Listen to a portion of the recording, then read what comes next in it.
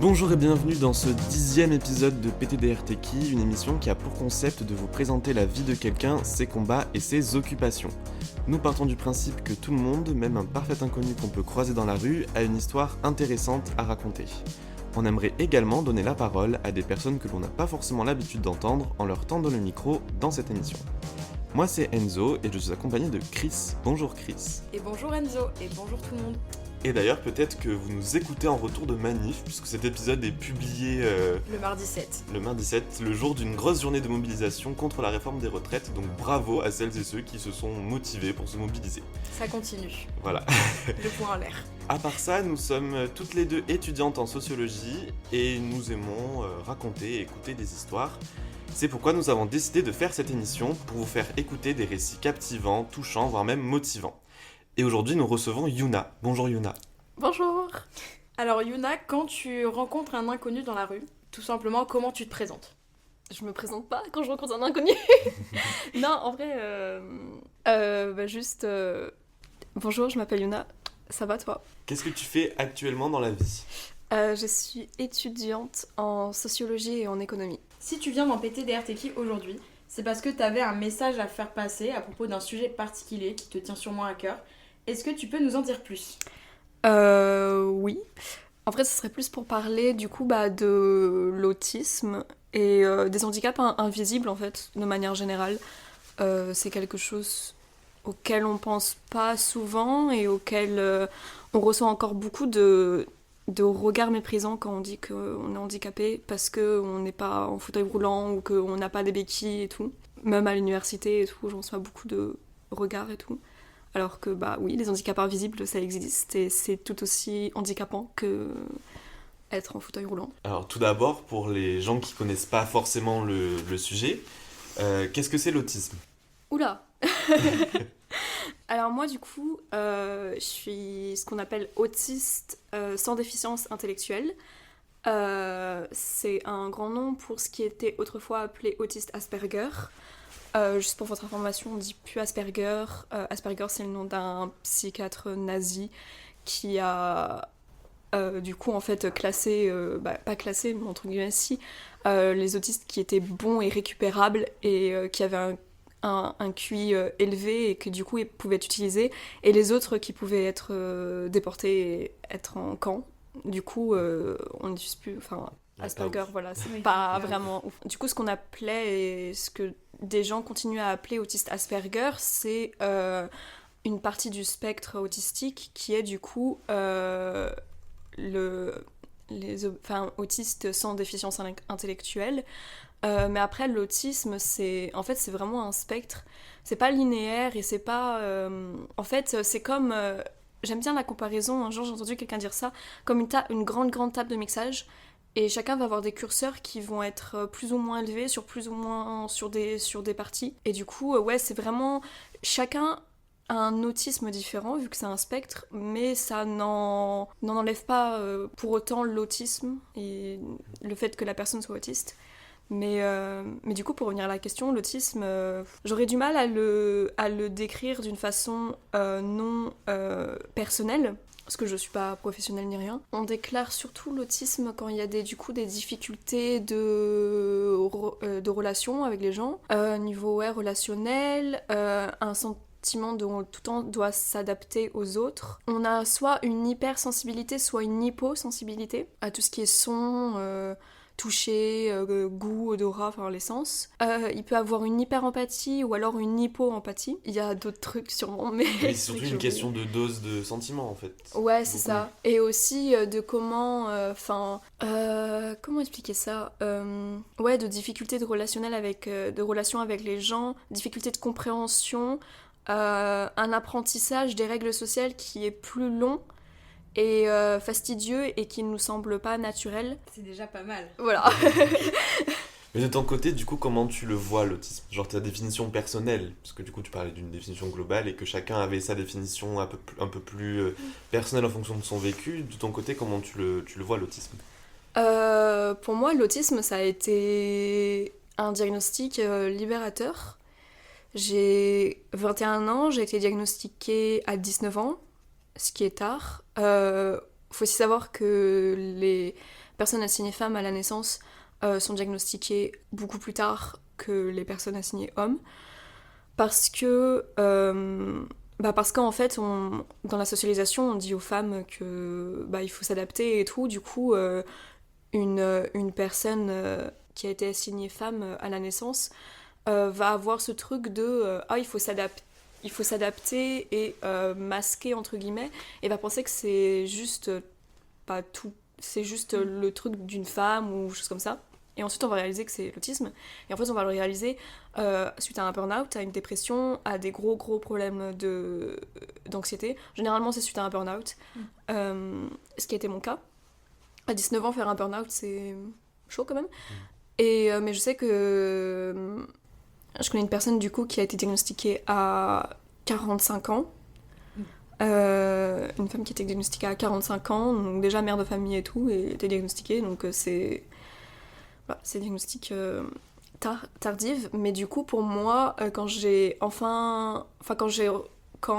on m'a émis l'hypothèse que j'étais sûrement autiste, que j'ai fait des recherches, qu'ensuite ma psychiatre, ma psychologue, peut-être y revenir, on pourra peut-être y revenir tous les trucs, mais m'a diagnostiqué ou m'a dit que c'était ça. Ça a été vraiment libérateur parce que pour moi, genre, c'était une explication. Et aussi, je me suis dit, c'est pas ma faute. Genre, il y a une explication de pourquoi toute ma vie a été comme ça, et c'est pas moi qui suis bizarre ou truc comme ça, genre, c'est pas ma faute, genre, c'est, genre, je suis autiste, quoi, du coup, genre, ouais, je suis, genre, différente de la majorité, et du coup, genre, ouais.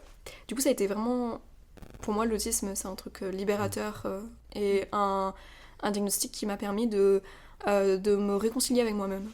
Il y a beaucoup de stéréotypes de genre, donc, dans la diagnostication. Ouais. Parce que, par exemple, si une femme ou une personne assignée femme à la naissance est plutôt hypersensible, selon les stéréotypes de genre, on n'aura peut-être pas tendance à la diagnostiquer autiste, puisque les femmes, la sensibilité, scrognonu. Vraiment. Donc vraiment, il y a beaucoup de... Oui, moi, la première fois où je suis allée Comment on dit ça ? Consulter ? Ouais, la première fois où je suis allée consulter, la première fois où j'ai vu un psychiatre ou un truc comme ça et tout comme ça, c'était à mes 4 ans.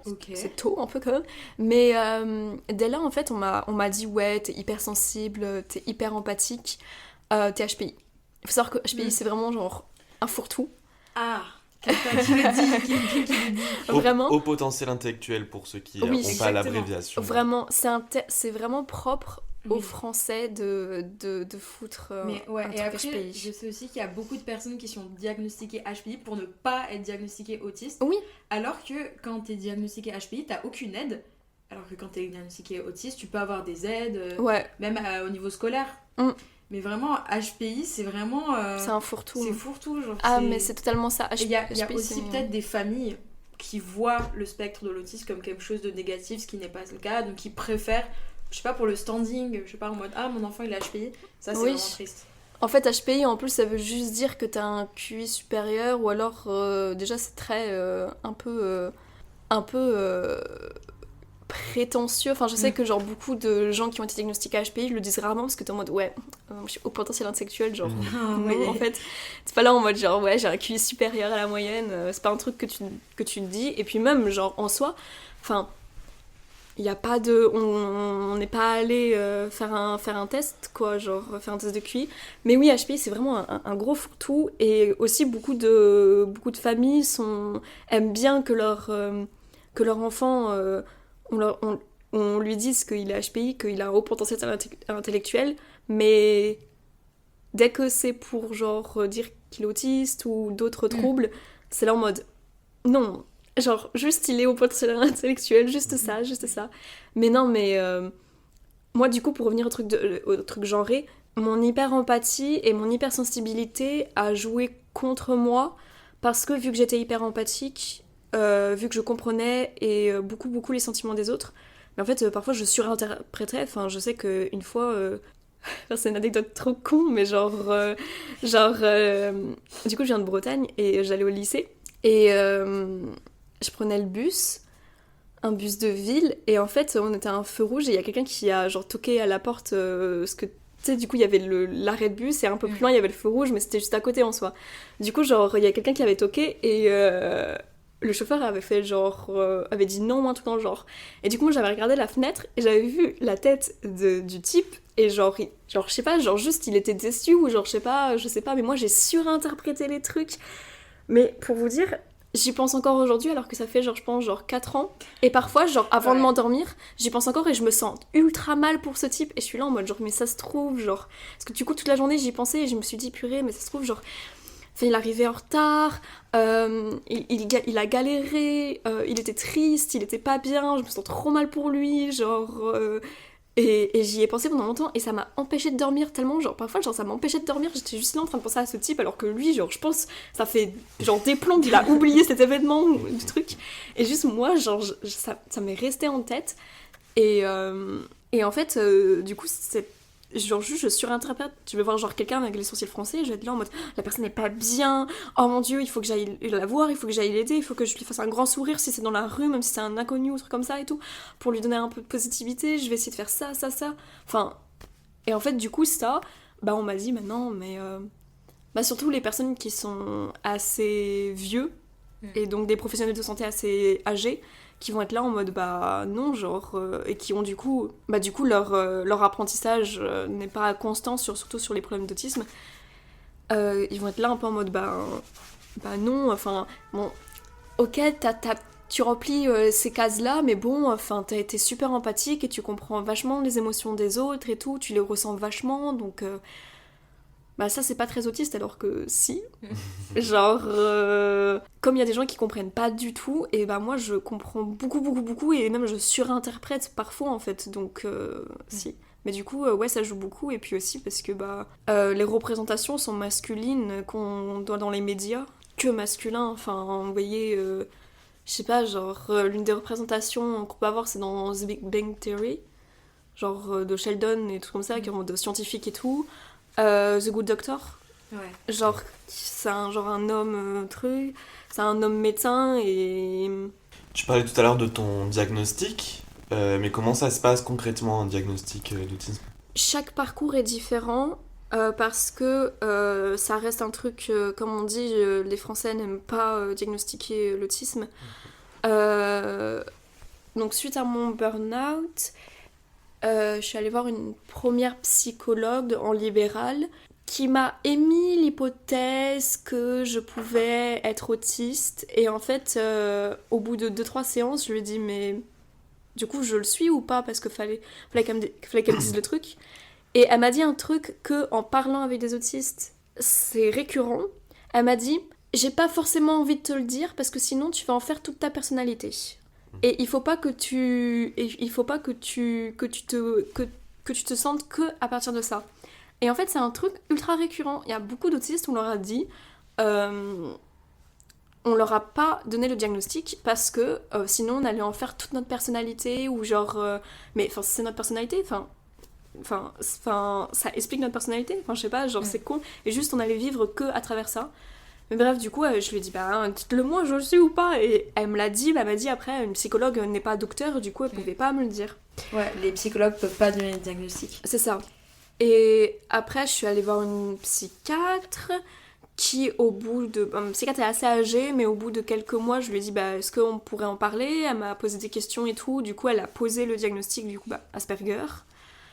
Donc ça. Ensuite... j'ai vu une psychologue sur Toulouse qui m'a également fait passer des tests à base de questionnaires et tout. Enfin, ça m'a duré genre 45 minutes, 1 heure. Et ensuite, elle a fait les calculs elle-même et c'était genre sûr. Mais encore une fois, c'était une psychologue. Et là, j'ai entamé les démarches pour être diagnostiquée auprès du CRA, qui est du coup le centre de ressources sur l'autisme, donc Midi-Pyrénées. Du coup, il faut envoyer des documents, donc il faut envoyer des documents de psychiatre, un document rempli par ton psychiatre, un document rempli par toi, et tout autre document qui peuvent être nécessaires. Donc moi, j'ai mis les documents remplis par ma psychiatre à l'attention de mon université, pour avoir des aménagements à l'université. Du coup, j'ai mis ça, et puis j'ai envoyé ça ce week-end. Et je sais que là, ils te font passer des tests, et il y a même des tests psychomoteurs, puisqu'on dit que les autistes ont des difficultés avec l'équilibre, Le rapport de ton corps dans l'espace. Ah, je savais pas du tout Ouais, ça. sinon- Ça, c'est quelque chose. Pour le coup, on Mm. parlait de la malconnaissance autour de l'autisme, et là, pour le coup, c'est quelque chose. Je n'étais pas du tout au courant Ah que ça pouvait. Mais c'est pour Ben, ça qu'on c'est- écoute PTRDK pour apprendre des choses. Ah oui. Voilà. Mais ouais, il y a énormément d'effets aussi sur ton corps et sur bah ouais, l'équilibre. Enfin, discuter avec des autistes, enfin, tu vois, genre lancer une. Genre, je sais que du coup, il y a des tests où tu dois lancer une balle, genre dans un cercle et tout. Et genre, ça, moi, je sais que je suis incapable. Enfin, genre, en mode, je lance une balle, le truc, je veux être comme ça, le truc, il va partir là-bas, enfin, à l'opposé, désolé. J'avais oublié qu'on était. Chris, il est peut-être l'heure du point chiffre, Le point chiffre, avant de passer à la qui vous prochaine plaît partie. tant et qui vous a manqué assurément. On sait que d'après l'Organisation mondiale de la santé, près d'une personne sur 160 présente un trouble du spectre autistique. Donc c'est quand même un chiffre assez important. Donc de là, on se pose la question d'une possibilité d'un nombre assez grand de personnes qui ne sont pas diagnostiquées, justement pour, comme on le disait tout à l'heure, des stéréotypes de genre, ou la famille aussi qui s'est dit ah t'es HPI ou juste mettre de côté parce que Où la personne masque énormément. ouais aussi oui. Moi, c'est ça en fait, c'est mon burn-out parce que je masquais beaucoup, beaucoup. Du coup, les personnes ils prennent sur eux et ils pensent que c'est normal et ils pensent que tout. Moi, je pensais que tout le monde faisait ça. Et oui, mais en France, on est vraiment les chefs. Je sais que aux États-Unis et tout, il y a le diagnostic. Bon, l'accès au diagnostic est plus complexe parce que faut avoir la thune, mais ouais. Il y a beaucoup de gens qui sont pas diagnostiqués et généralement et aussi beaucoup dans la génération de nos parents. Oui. La neuroatypie c'était pas du tout une question, surtout quand tu venais de la campagne et tout. Enfin moi je sais que mes parents, mes grands-parents et tout, c'est genre venant de campagne et tout. Enfin déjà voir un médecin, un professionnel de santé pour le psychologique, c'était pas. Mais déjà genre, rien que pourquoi dans les campagnes des fois aller voir un professionnel de la santé physique c'était pas forcément évident Oui, alors vraiment. un personnel de la santé mentale. Mais surtout au niveau de la France, au niveau de la santé mentale en général, c'est vraiment c'est arriéré. Alors peut-être plus même au niveau de l'autisme, mais Mais tous les troubles, hein. Je Oui. pense que tous les troubles de la neuroatypie, c'est pas quelque chose qui est beaucoup diagnostiqué, hein. Rares sont les personnes diagnostiquées. Et c'est pour ça qu'aujourd'hui, tu sais, ils sont. Enfin, il y a beaucoup de personnes, qui ont 50, 60 ans, qui vont être là en mode ouais, non, mais les jeunes de vos jours, vous avez plein de problèmes et tout. Mais c'est juste qu'on dit plus et qu'on va plus et qu'on est plus là en mode mais c'est pas normal, genre. Et on le dit plus. C'est pas que notre génération a plus de problèmes ni rien, je pense que. Enfin, c'est tout un débat. En vrai, si, je pense que. Plus de problèmes dans le sens où les problèmes sont différents, mais. Oui. Maintenant, il y a plus de problèmes aussi liés à la santé mentale, comme par exemple dans Oui. le travail en bureau, C'est avec ça. des collègues, enfin c'est pas pareil. Mais de là à dire que le nombre de personnes malades mentales ou qui ont des troubles mentaux a décuplé, c'est Vraiment. multiplié. En plus, même même la génération de nos parents, je vois, genre, ils veulent de moins en moins. Ils acceptent de moins en moins les trucs, genre le nombre de personnes que j'ai entendu dire oh, mais si ça continue comme ça, enfin, si ça allait continuer comme ça, de toute façon. Enfin, si ça continue comme ça au boulot, de toute façon, je vais mettre en arrêt de travail en mode, genre, c'est. Enfin, c'est pas grave, ou genre, c'est juste.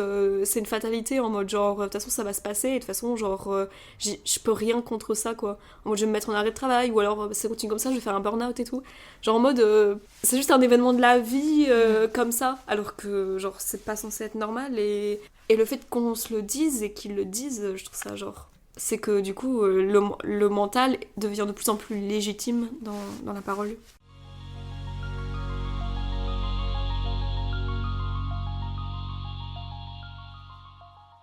Alors, on le sait très bien, qui dit différence, qu'elle soit physique, mentale ou tout simplement qui rentre pas dans les normes de la société, dit stigmatisation et discrimination. Et comment la stigmatisation des personnes autistes se fait. Tu parlais du coup du côté médical, mais dans la société, quels sont les mécanismes dans la société qui font la stigmatisation des personnes autistes? Oula, Ou au moins de ton côté. Ouais, mais il y a beaucoup de choses. Alors, le premier truc qui m'est venu en tête, c'est donc à l'université, je prends l'ascenseur pour éviter. J'ai un coupe-fil, du coup je prends l'ascenseur pour éviter de faire toute la queue et les escaliers. Quand tu sors de là, l'ascenseur, tu sors sur les caisses. Et sur la caisse qui mène à là où tu peux payer en carte bancaire. Et du coup, il y a énormément de gens. Et en fait, tu sors de là et tout le monde se retourne. Et tu sais, ils te regardent de haut en bas en mode pourquoi tu prends l'ascenseur? Et normalement, je peux genre couper vraiment les fils, du coup, aller genre juste genre devant enfin les personnes qui ont déjà leur plateau posé et tout, et dire est-ce que je peux passer parce que j'ai un coupe-fil, pour ensuite directement on va prendre genre entrée, dessert et les plats, et ne pas avoir à faire toute la queue, parce que quand tu fais toute la queue il y a les gens qui te poussent et tout. Je le fais pas quand je suis seule. Je l'ai fait 2 fois. Les 2 fois j'étais accompagnée d'autres personnes autistes et c'est pas moi qui ai parlé. Et la deuxième fois on était 3 et la personne elle nous a regardé de haut en bas et elle a fait ouais, et genre elle nous a laissé passer. Mais elle a levé les yeux au ciel aussi, parce que genre du coup on était 3 et du coup il y avait 3 personnes à laisser passer et genre il y avait énormément de monde.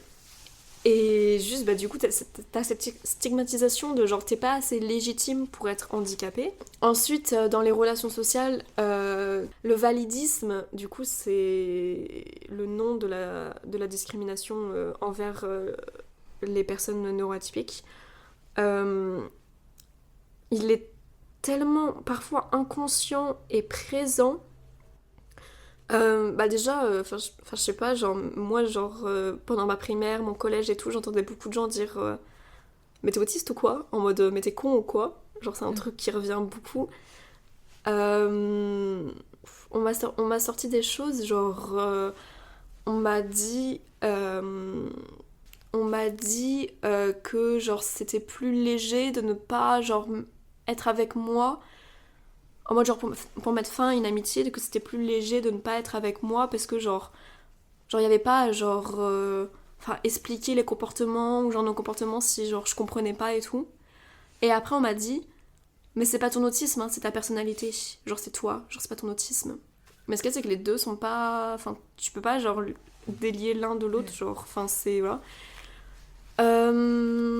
En fait dans le truc de genre de toute façon on est tous un peu autistes, genre ou quand tu expliques ton autisme et les gens genre ils te disent ah mais moi aussi j'ai ça, genre moi aussi je fais ça, non mais tout le monde fait ça, et que t'es là en mode genre oui mais si je te dis genre comme ça c'est que ok je comprends que tu le fais également, mais moi la fréquence et le volume, l'intensité, voilà merci, de trucs est totalement différent.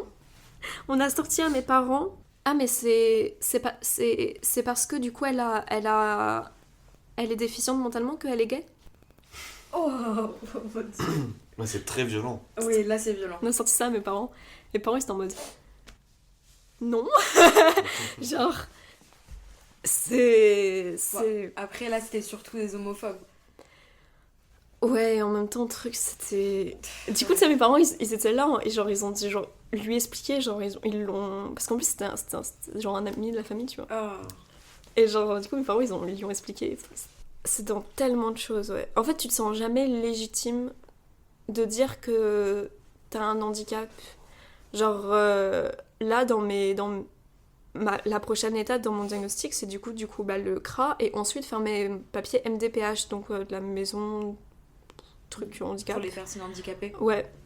Et en fait, t'as plusieurs critères et tout, mais en gros, genre tu peux avoir du coup ta carte de personne en situation de handicap, quoi. Mais il y a un cap entre avoir cette carte et pouvoir la montrer aux gens pour légitimer le fait que tu coupes les fils ou les trucs comme ça et tout. Enfin, c'est tellement compliqué parce que... En plus, je masque énormément. Donc, pour expliquer, masquer, c'est un peu comme un caméléon qui va copier-coller ce qu'ils voient en face. Moi, je copie-colle les neurotypiques et aussi genre les gens que j'ai en face de moi pour et je tue un peu ce que je suis, genre je cache pour être acceptée, pour ne pas paraître bizarre, pour plein de choses. Et du coup, c'est ce qu'on appelle masquer. Et je suis une pro de ça, je sais pas pourquoi, je le fais inconsciemment. Donc je masque les stims. Donc des stims, c'est des mouvements ou des choses qui vont rassurer la personne. Ça peut être des trucs assez... je vais dire stéréotypé, juste parce que c'est ce qu'on voit en mode... ce que les médias montrent et tout, mais par exemple se balancer d'avant en arrière. Agiter les mains et tout, et des trucs comme ça. Et on va le faire généralement, il y a des gens qui le font tout le temps, et généralement c'est dans des moments où on va être surstimulé, ouais. Pour nous calmer et pour rouêtre dans notre corps ou choses comme ça et tout. Et ça, inconsciemment, je m'interdis de le faire. Dans certaines situations où je m'en sentirais le besoin, sauf que du coup, j'ai moins de ressources que la plupart des gens. J'ai moins de ressources et du coup, je vais m'épuiser plus vite. Il y a je crois que son nom de famille c'est Sanchez. Non, pas du tout. Elle a écrit une BD qui s'appelle La différence invisible. Et c'est une super BD c'est son histoire. Okay. D-A-C-H-E-Z. Voilà. On le mettra dans la description pour celles et ceux qui voudront regarder voilà. Et se renseigner. Et du coup, elle a écrit La différence invisible, donc c'est une BD qui se lit super vite, qui est disponible dans les BU, si ça peut intéresser. Et généralement dans les CDI aussi également. Du coup, elle raconte son histoire, donc de diagnostic et tout, et du coup de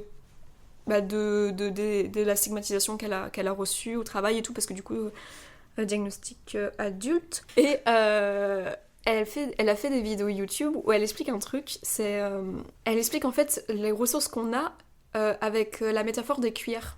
Elle dit qu'on a tous un nombre de cuillères pour genre faire une journée. Par exemple, sortir de chez soi, ça peut genre demander une cuillère. Du coup, t'enlèves une cuillère et tout. Prendre la voiture, ça fait 2 cuillères, voilà. Aller en cours, ça prend 3 cuillères, etc. Ce nombre de cuillères-là, il va être influencé par comment t'as dormi.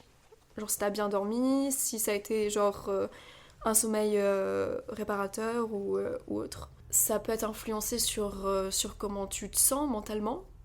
Et en fait, elle dit que du coup les personnes autistes, on a moins de cuillères au début de journée que les autres, et également nos cuillères, les actions nous demandent plus de ressources, donc plus de cuillères.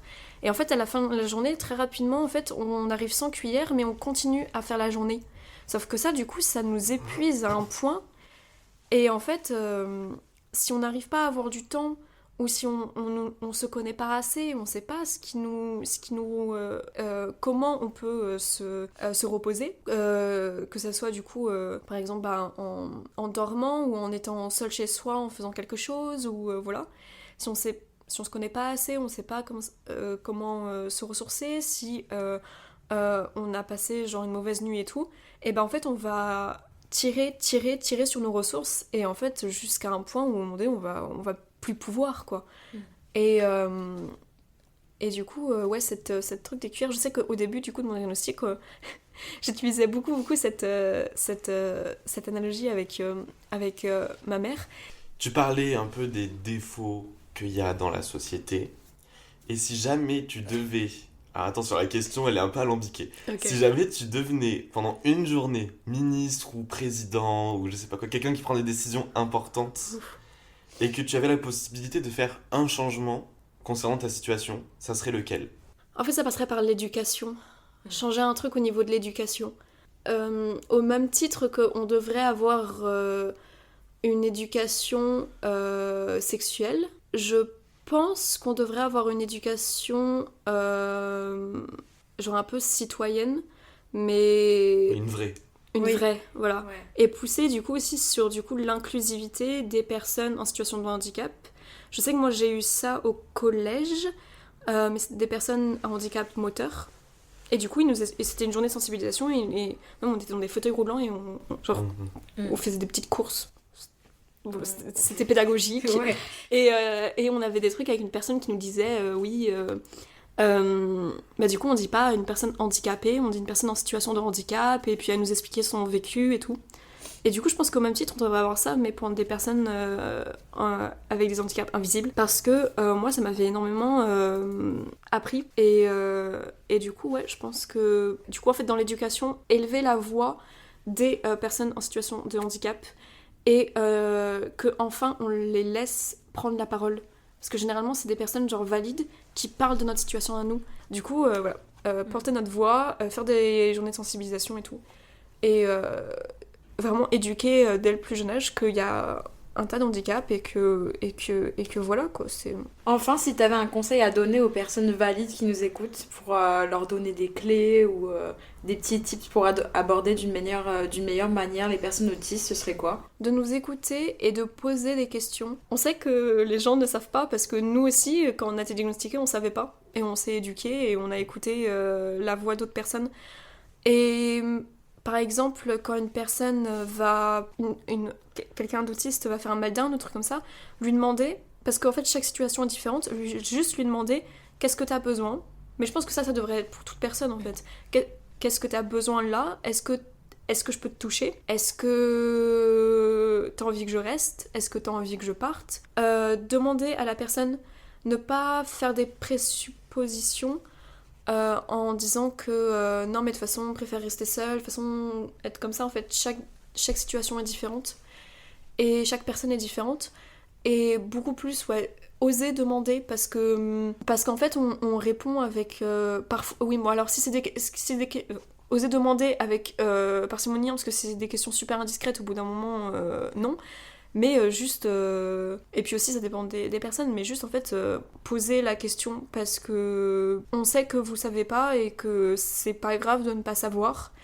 Et que, enfin, personnellement, je parle pour moi, je préfère expliquer à quelqu'un plutôt lui dire qu'est-ce qui est ok, qu'est-ce qui n'est pas ok, ou pour moi, par exemple, genre ne pas me toucher à certains moments ou autre, plutôt que la personne qui va faire les choses et ça risque de me trigger, un truc comme ça, et puis ça me dérange pas du tout d'en parler ou d'expliquer. Et de toute façon, on n'est pas né avec la science infuse, donc on s'éduque chaque jour, et donc ouais, juste écouter les personnes en situation de handicap, et partir aussi du principe que chaque personne est différente, même les neurotypiques, chaque personne est différente et chaque personne réagit différemment, donc poser des questions, c'est cool. Alors on arrive à la dernière question, la question de conclusion, la question iconique de PDDR T'es qui ? Maintenant qu'on te connaît un peu plus, qu'on connaît un peu plus ton sujet, quand on te dit PTDR T'es qui ? Qu'est-ce que tu réponds ? Bah je suis autiste, et toi, ça va ? Merci d'avoir répondu à nos questions, Yuna, et d'avoir raconté ton histoire. Merci à tous de nous avoir écoutés. Vous pouvez retrouver cette émission en podcast avec des infos supplémentaires comme toujours pour approfondir le sujet sur le site de Campus FM et sur toutes les plateformes de streaming sur lesquelles vous pouvez donner des super notes 5 étoiles, les bonnes habitudes. Retrouvez aussi PTDR T'es qui sur Instagram, @PTDR T'es qui podcast tout attaché, où on vous donnera les dernières informations liées à l'émission. Si tu souhaites que ton histoire soit racontée dans PTDR T'es qui, n'hésite pas à nous en parler directement sur Insta, swipe dans nos DM, et on vous souhaite une très bonne journée sur les ondes de Campus FM, et à très bientôt pour une nouvelle émission. À bientôt tout le monde, et bonne manif. Ah, tu m'as coupé l'herbe sous le pied. Merci, bisous.